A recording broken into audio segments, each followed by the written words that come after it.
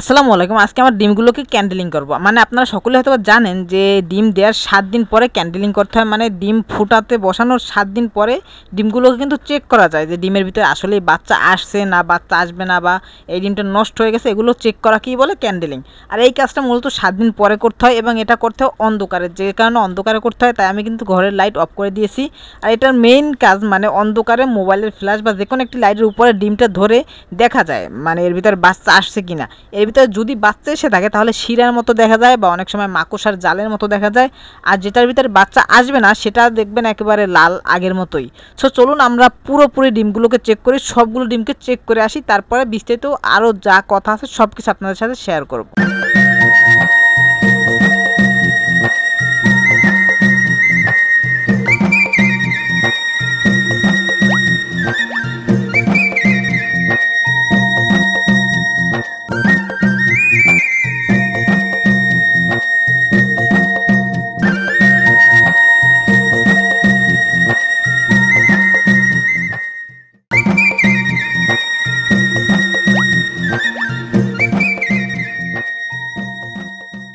তো আমার সব ডিমগুলোই চেক করা কমপ্লিট অলমোস্ট। মানে আমি 36টা ডিম দিছিলাম, টোটাল কোয়েল পাখির ডিম দিছিলাম 36টা। তার ভিতরে আমার 34টা ডিমের ভিতরেই বাচ্চা দেখা গেছে আর 2টো ডিম নষ্ট হয়ে গেছে, মানে 2টো ডিমে বাচ্চা আসেনি। এগুলো কিন্তু সাধারণত যে কোনোভাবেই হয়, মানে মুরগির ক্ষেত্রেও কিন্তু অনেক সময় দেখা যায় যে কয়টা ডিম দিবেন সবগুলো ফুটে না, কারণ সবগুলো কিন্তু বীজ ডিম হয় না, দু একটা মিস যায়। এটা কিন্তু মেশিংয়ের কোনো সমস্যা না, মেশিং আমার ঠিকঠাকই আছে।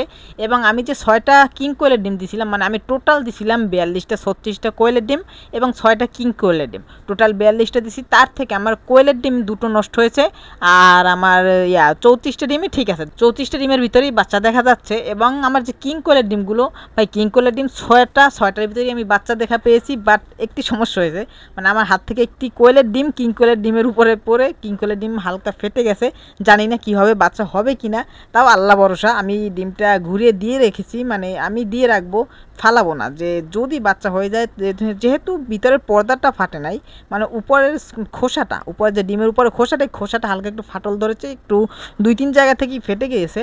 তারপরে আমি দিয়ে রাখবো, যেহেতু ভাই মহামূল্যবান ডিম, মানে একটা ডিমের দাম 100 টাকা পড়ছে, তাই আমি ফালাচ্ছি না। যদিও আল্লাহ যদি কপাল ভালো রাখে, এমন আছে বাচ্চা ফুটে যেতেও পারে। সো আমি চেক করে দেখলাম, মানে ফার্স্টে আমি 7 দিন পরে চেক করতে চেয়েছিলাম, বাট সময়ের কারণে হয়ে ওঠেনি।